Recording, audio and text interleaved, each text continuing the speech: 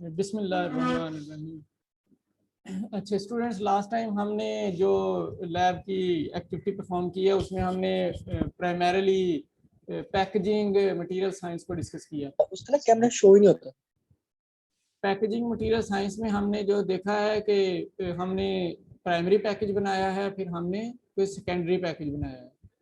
Primary package में हमने कहा कि ये वो पैकेजिंग है जो कि डायरेक्टली इन कांटेक्ट है विद आवर फॉर्मुलेशन और आवर प्रोडक्ट डिलीवरी सिस्टम, या फिर ये उस कंटेनर के ऊपर पेस्टेड है जिसके साथ फॉर्मुलेशन डायरेक्टली इन कांटेक्ट है। और सेकेंडरी कंटेनर हमने कहा था वो है जो कि इस प्राइमरी कंटेनर को कवर किए हुए है, इसकी एलिगेंस बढ़ा रहा है, इसकी स्टोरेज बढ़ा रहा है, इसकी जो प्रॉपर्टीज हैं उनको हाईलाइट कर रहा है। फॉर एंड लीस्ट कुछ वैसी ही इंफॉर्मेशन है जो कि हमारे प्राइमरी लेवल पे थी, वैसी ही हमारे सेकेंडरी लेवल पे होती है। अच्छा, इसके बाद हमने एक डिज़ाइन किया, वो पोस्टर है। पोस्टर में हमने कहा लीफलेट है एंड पोस्टर है। तो लीफलेट तो एक इंफॉर्मेशन पैकेज था जो कि पेशेंट के लिए भी हो सकता है, लेकिन प्राइमरीली वो एम्ड है टू हेल्थ प्रोफेशनल्स, यानी कि इसमें फिजिशियंस के लिए है और फार्मासिस्ट के लिए है, उसमें सारी इंफॉर्मेशन। वो लीफलेट हमने डिस्कस किया। इसके अलावा हमने एक overall summary of the project जो है, जिसको हम पोस्टर कहते हैं, तो हमने पोस्टर भी डिस्कस किया। तो पोस्टर भी आपको कहा गया कि आपने पोस्टर को भी डिज़ाइन करना है, यानी कि कंसेप्चुअल वाइज पोस्टर डिज़ाइन करना है।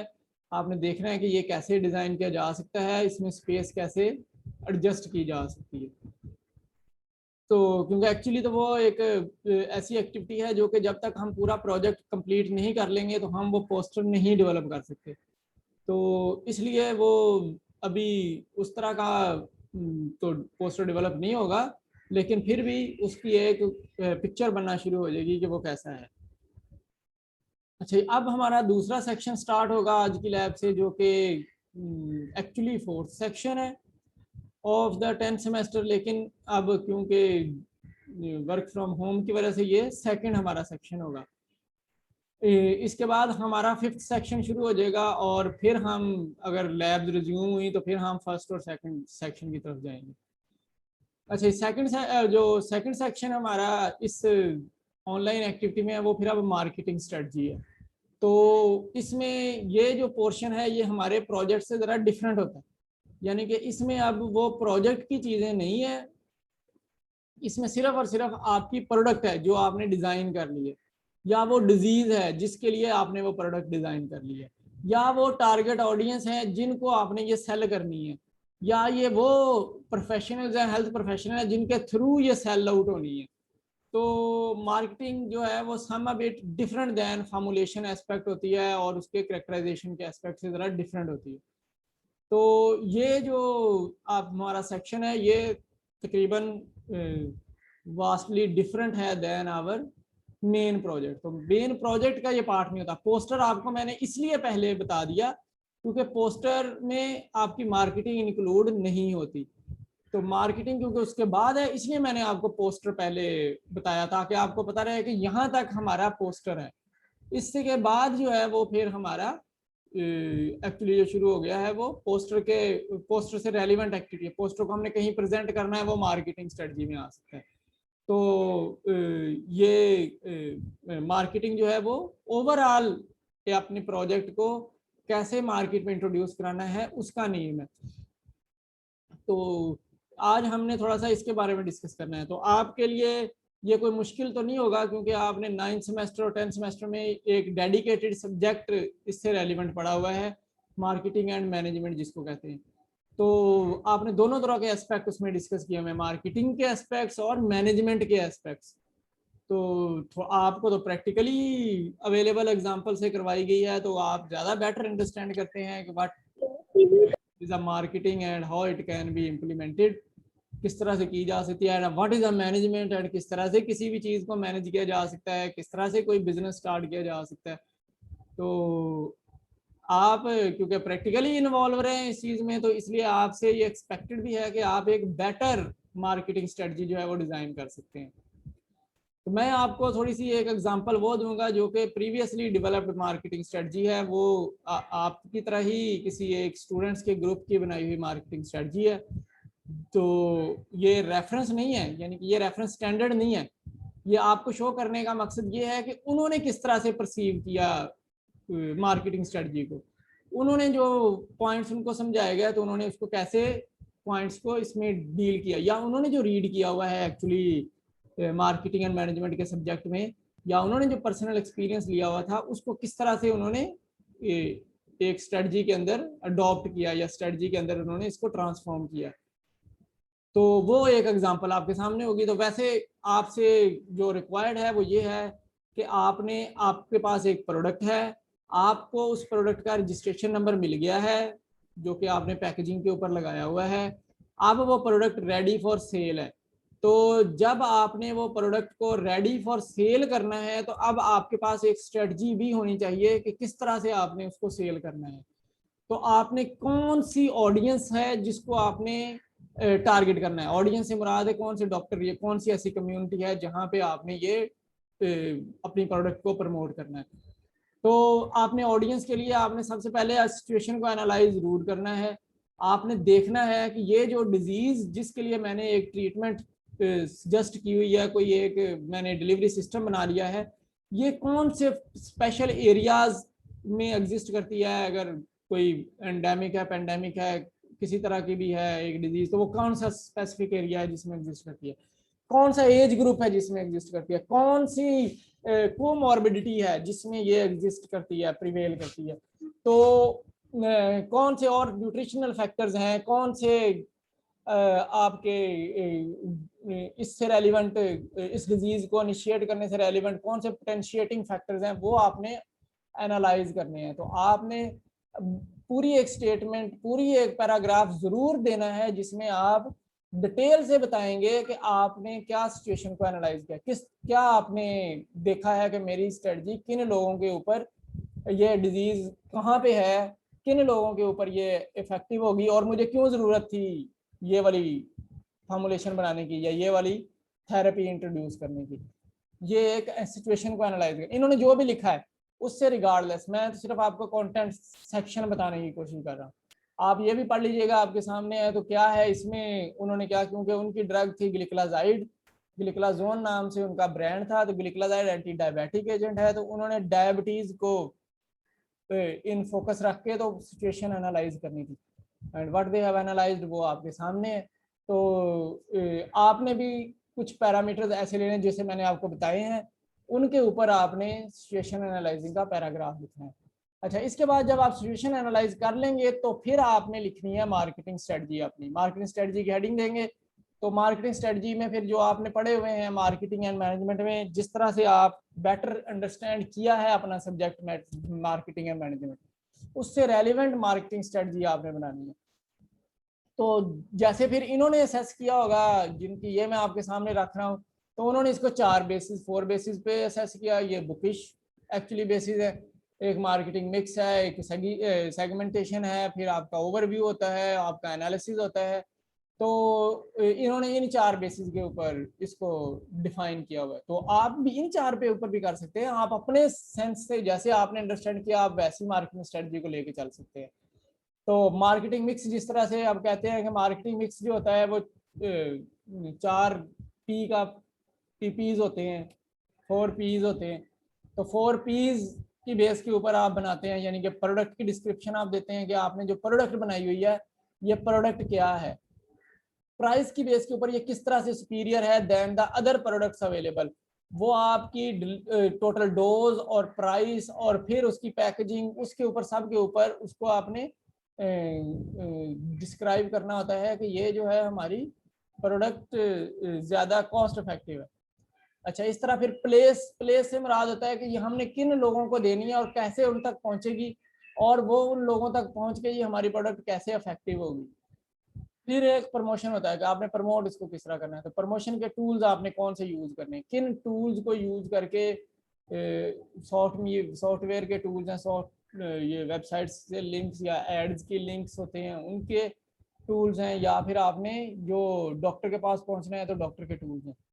तो अगर कोई न्यूट्रिशनल प्रोडक्ट है तो वो फिर उसके लिए वाइड ऑडियंस होती है, आप किसी को भी, क्योंकि वो OTC ड्रग कहलाती है, ओवर द काउंटर होती है। लेकिन अगर हमारी प्रोडक्ट है, जैसे कि हमारी एक ड्रग है तो ड्रग के लिए फिर ऑडियंस जो होती है वो सिर्फ और सिर्फ कन्फाइंड होती है, यानी कि ऑडियंस में सिर्फ और सिर्फ वो हैं जो कि हेल्थ प्रोफेशनल हैं, इसके अलावा कोई ऑडियंस नहीं है, यानी कि ये आम पब्लिक के लिए नहीं है ये हमारी जो प्रमोशन है। तो हमारी फिर प्रमोशन भी बड़ी फिक्स्ड होगी। अच्छा, तो कोई आप मार्केटिंग मिक्स डिज़ाइन कर सकते हैं, उसमें आप ये सारी डिस्क्रिप्शन दे सकते हैं कि आपने 4Ps को कैसे कवर किया है। आप इसकी डिटेल में लिखेंगे। इन्होंने पहले वो 4Ps के रेलिवेंट लिखा है कि वो होती क्या है, उसके बाद फिर उन्होंने अपने 4Ps ये डिज़ाइन किए हैं, ये जैसे कि आपको नज़र आ रहे हैं, प्राइस से रेलिवेंट भी, और फिर प्लेस से रेलिवेंट भी, और फिर उन्होंने प्रमोशन से रेलिवेंट भी। प्रमोशन के फिर आगे बेसिक्स के ऊपर चले गए। अच्छा जी, तो मार्केटिंग स्ट्रेटजी में एक तो ये फिर आपके 4Ps हैं, इसके अलावा जो होता है मार्केट का ओवरव्यू जरूर होता है। तो ओवरव्यू आपने जरूर देखना है कि ओवरव्यू में आप जिस डिजीज के लिए ये ड्रग बना रहे हैं वो कौन कौन सी ड्रग अवेलेबल है और उन्होंने कितना मार्केट शेयर लिया हुआ है। तो वो अगर जितना जिसका मार्केट शेयर ज्यादा है, आपने उसी ऑडियंस को जहां पे वो बिकती है वहीं पे आपने भी टारगेट करना है कि मैं उसी कम्युनिटी को टारगेट करूं। तो ये एक्चुअली ओवरव्यू होता है।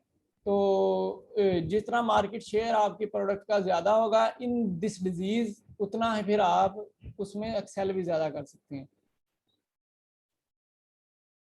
अच्छा, इसी तरह आपने एनालिसिस जरूर करना है, तो कम्पिटिटिव एनालिसिस करना होगा। तो कम्पिटिटिव एनालिसिस में आपने ये देखना है कि आपका जो दूसरा ब्रांड है, नेशनल है या मल्टी नेशनल है, वो ब्रांड जो मार्केट में एग्जिस्ट करता है तो उसका कंट्रोल कितना है हाइपरग्लाइसीमिया की कंडीशन में, कितना वो हाइपोग्लाइसीमिया क्रॉस करता है। ये मैं इसी एग्जांपल से, जिस एग्जांपल से आपको ये सामने दिखाया है। तो वो जो एक्चुअली इसके लिए ब्रांड्स अवेलेबल हैं पूरी डिजीज के लिए, जरूरी नहीं है कि सिर्फ और सिर्फ ग्लिकलाजाइड के जो ब्रांड अवेलेबल हैं पूरी डिजीज के लिए, वो कितने इफेक्टिव हैं और हम इसमें कैसे पेनिट्रेट कर सकते हैं। जब हमारे पास ये एक्टिव इंग्रेडिएंट है और ये डोजेज फॉर्म है तो हम इसमें क्या पेनिट्रेट कर सकते हैं, ये आपका कम्पिटेटिव एनालिसिस होगा।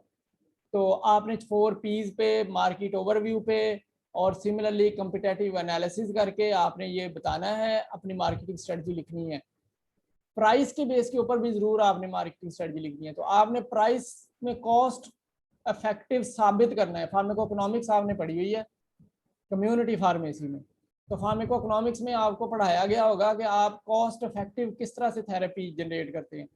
कॉस्ट इफेक्टिव में आपके बहुत ज़्यादा जो भी आपकी कॉस्ट होती हैं, इंडिजिबल कॉस्ट हैं या डायरेक्ट कॉस्ट हैं, जो भी कॉस्ट हैं आप वो कैलकुलेट करते हैं, फिर आप बताते हैं कि ये कॉस्ट इफेक्टिव है या नहीं है। यानी कि इंडिजिबल कॉस्ट वो होती हैं जिनमें हम कहते हैं कि वो उनको उसको पैसों का डायरेक्टली नुकसान नहीं हुआ, मनी का डायरेक्टली लॉस नहीं हुआ, लेकिन उसकी हेल्थ इफेक्ट रही है। हेल्थ इफेक्ट रहने की वजह से वो उतना काम नहीं कर सका, तो उतना कमाई नहीं कर सकता ना एक्चुअली। जब उतना काम नहीं कर सकता, उतनी कमाई नहीं कर सकता, तो उतना कॉस्ट भी उसमें शामिल हुई। तो एक मेडिसिन लेने से वो 7 दिन बीमार रहता है, एक डिजीज में वो 7 दिन बीमार रहता है और मेडिसिन खाता है तो वो ठीक होता है। तो उसके 7 डेज के जो वीकनेस है, 7 डेज के बाद की वीकनेस है, 7 डेज के दौरान की जो उसकी वीकनेस है या उसके जो डिजीज है उसका भी फैक्टर काउंट होता है। और एक डिजीज में, उसी डिजीज में एक ट्रीटमेंट जो है वो 2 दिन में कवर कर जाती है, 3 दिन में कवर कर जाती है, या वो डिजीज दोबारा नहीं होती उस ट्रीटमेंट की वजह से, तो वो उसकी अगली कॉस्ट भी जो इंडिजिबल इसके साथ एसोसिएटेड थी वो उसमें नहीं होगी, तो वो कॉस्ट इफेक्टिव कंसीडर की जा सकती है। तो आपने बस प्राइस के बारे में ये कॉस्ट इफेक्टिव किस तरह से प्रोडक्ट फार्माकोइकोनॉमिक सर्वे के फार्माकोइकोनॉमिक्स की बेस के ऊपर लिखनी है। और आप ज़रूर दें जो आपके कंपेटिटर हैं वो किस डोजेज फॉर्म को कितनी प्राइस में सेल कर रहे हैं, तो उसमें फिर आपको पता लग जाएगा कि आपकी प्राइस जो है वो कंपेटिटिव है या वो प्राइस बहुत ज़्यादा है। तो इससे आप बेटर मार्केटिंग स्ट्रेटजी भी बना सकते हैं।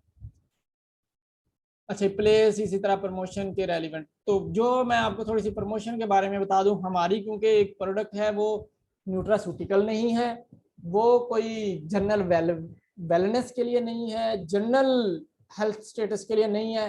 हमारी प्रोडक्ट एक डिजीज के लिए है, तो स्पेसिफिकली हमने ड्रग डाली हुई है, एक केमिकल सब्सटेंस डाला हुआ है। तो केमिकल सब्सटेंस जो है उसको फिर प्रमोट करने के लिए हमें सिर्फ और सिर्फ डॉक्टर्स, फार्मासिस्ट और इसी तरह मेडिकल के और प्रोफेशनल जो हैं उन्हीं को सिर्फ कांटेक्ट करना होता है ताकि हम अपनी प्रोडक्ट को प्रमोट कर सकें। तो प्रोडक्ट प्रमोट करने के लिए जो एक वे यूज होता है फिर हमारी फार्मास्यूटिकल प्रोडक्ट, उसको हम डिटेलिंग कहते हैं। तो डिटेलिंग के लिए जो हमारे पास अवेलेबल होता है वो ब्रोशर होता है। तो ब्रोशर जो है वो एक्चुअली डॉक्टर के सामने रखना होता है हमने। तो वो जब भी हमने विजिट करना है डॉक्टर को, हमने किसी वर्कशॉप में कहीं विजिट करना है, कहीं कॉन्फ्रेंस में विजिट करना है, हमने कहीं पे किसी जगह पे क्लिनिक में जाकर विजिट करना है, हॉस्पिटल में जाके विजिट करना है, तो उस वक्त हमने हमारे पास इमीडिएटली अवेलेबल अपनी आइडेंटिटी जो होती है वो ब्रोशर होता है कि हम डिटेलिंग करते हैं। डिटेलिंग ब्रोशर हमारे पास अवेलेबल होता है, या हमारे पास सैंपल होते हैं जो हम उनको सैंपल वहां पे दे के आ जाते हैं। तो इसमें फिर हमने ये जो ब्रोशर होता है उसमें एक डिटेल्ड मैसेज होता है। डिटेलिंग हम इसीलिए इसको कहते हैं कि इसमें एक डिटेल्ड मैसेज होता है फॉर द प्रैक्टिशनर, कि वो मैसेज वो प्रिस्क्राइबर वो मैसेज रीड करे, उसके सामने उसको हम दे आएंगे, उसके सामने ये पढ़ा हुआ हो, जिसके बाद जब भी वो प्रोडक्ट लिखने लगे तो उसको वो मैसेज परसीव हो जाए, वहां से उसको एक नज़र देखने से वो मैसेज परसीव हो जाए। और जब मैसेज परसीव हो जाएगा तो फिर वो उसको डिस्पेंस भी कर सकता है, वो अपनी प्रोडक्ट वो प्रोडक्ट की फिर मार्केटिंग भी हो सकती है, यानी कि वो मार्केट में वो लिखी भी जा सकती है। अच्छा, इसमें जो डिटेलिंग में फिर दो तीन चीजें हैं। एक तो फिर हमारा ब्रोशर होता है, तो आप प्रमोट कर सकते हैं थ्रू ब्रोशर। तो ब्रोशर आप उसको दें, उसके सामने रखें, उसके टेबल पे सजा दें। ब्रोशर क्या होता है ये मैं आपको डिटेल से बताऊंगा, आपने ये बनाना भी है। अच्छा, इसके अलावा उसको आप पेन दे के आ सकते हैं जिससे वो राइट करता है, तो एवरी टाइम वो प्रिस्क्रिप्शन लिखने लगेगा तो उसके पेन के ऊपर आपका टैग लगा हुआ होगा आपकी प्रोडक्ट का, तो उसको प्रोडक्ट याद आ जाएगी।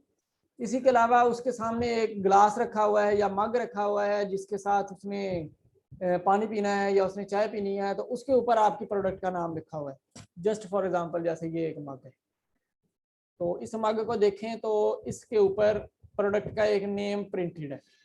उन्होंने एक्चुअली पूरा लेबल ही प्रिंट किया हुआ है, जो लेबल है वो प्रिंट किया हुआ है।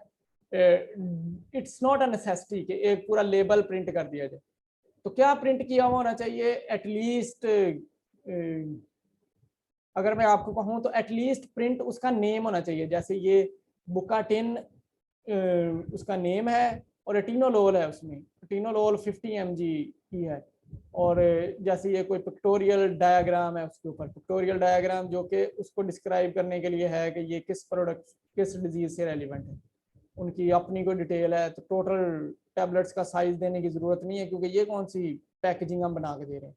तो ये कम से कम एटलीस्ट बना होना चाहिए और कंपनी का बताया हुआ होना चाहिए, कंपनी की डिटेल जरा दी हुई होनी चाहिए। तो इससे उसको याद आ जाता है, तो वो फिर आपकी प्रोडक्ट को लिखना शुरू कर देता है।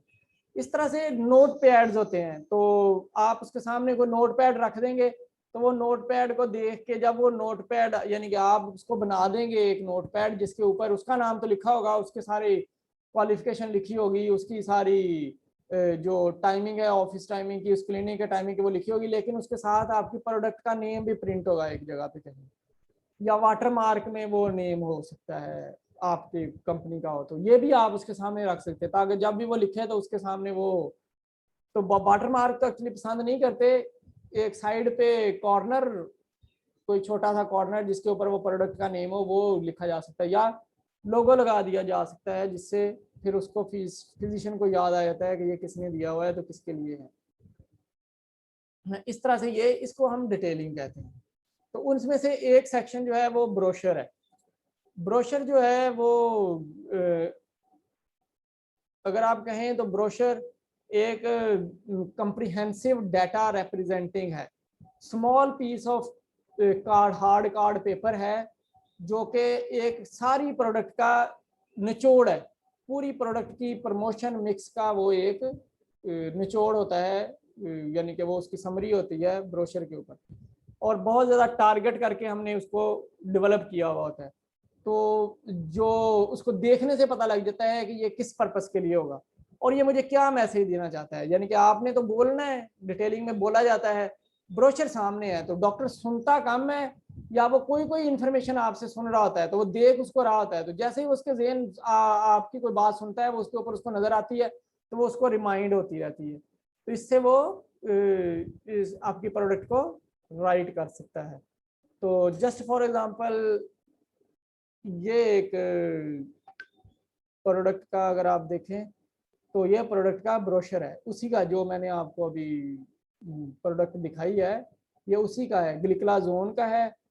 इन्होंने लिखा हुआ है ग्लिकलाजाइड 60 mg, इसके अंदर कंटेनिंग एक्टिव इंग्रेडिएंट है।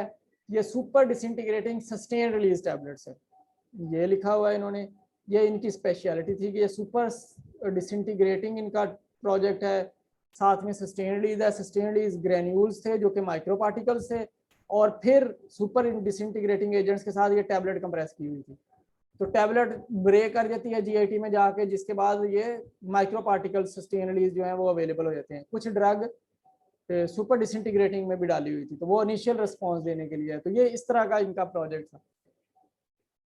तो काफ़ी हद तक सुपीरियर, लोगों को समझ नहीं आता बताने हुए लगते हुए भी, स्टूडेंट्स लेवल पे इतने ज़्यादा समझ तो नहीं होती, तो वो थोड़ा सा उसको कैजुअल सा ही अंडरस्टैंड करते हैं। तो ये थोड़ा सा कैजुअल ही एक्चुअली तो बना हुआ है, लेकिन ये मैं बस आपको दिखा दूं कि ये फ्रंट है। फ्रंट के ऊपर अगर आप देखें तो ये 4 स्लोगन लिखे हुए हैं कि ये क्या सुपीरियरिटी है हमारे इसकी। एक पीछे पिक्चर है, ये पीछे भी कोई पिक्चर है, ये आपको डिजीज में वेलनेस दिखाने के लिए है, यानी कि ये डिजीज ग्लिकलाजाइड की डायबिटीज है तो ग्लिकलाजाइड से कैसे ये बहुत खूबसूरत सी आपको नजर आ सकती है।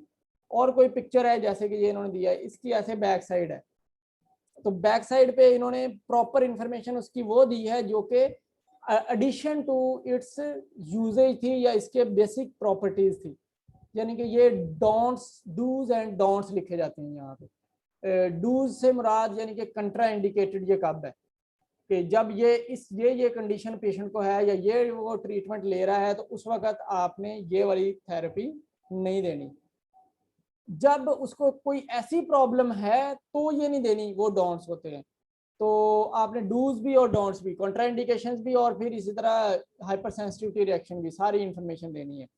डोज जरूर देनी है कि किस डोज में ये थेराप्यूटिकली सेफ कंसिडर किया जाता है और किस डोज में ये टॉक्सिक हो जाएगा, वो इन्फॉर्मेशन देनी है। तो ये एक साइड की, ये अगर ये 4 साइडेड है, जैसा कि ये 4 साइडेड डिटेलिंग ब्रोशर है, तो इसमें फिर एक साइड पे ये होना जरूरी है। फिर 2 सेंट्रल साइड्स आ जाती हैं ये वाली। इनमें से अगर आप कहें तो एक साइड जो है वो हमें 2 डिफरेंट स्टडीज का नॉलेज दे रही है। तो ये आपको 2 ग्राफ जो नजर आ रहे हैं ये 2 डिफरेंट स्टडीज के हैं। इसकी डिस्क्रिप्शन देना जरूरी है कि ये कहाँ पे किया गया है। तो ये इन्होंने थोड़ी सी दी है नीचे, तो लेकिन ये इतनी थोड़ी जरूरी नहीं है, ये लंबी चौड़ी होनी चाहिए। ये मैं इस पर दिखाता हूँ, आपको सही तरह समझ आ जाएगा। ये अभी मैं आपको सिर्फ ये कि ये होल्ड के कितना हार्ड कितना है ये आपको पता लग जाए, साइज इसका कितना है ये आपको आइडिया हो जाए, ये इसलिए मैं आपको शो कर रहा हूँ। तो 2 स्टडीज लगाना जरूरी है।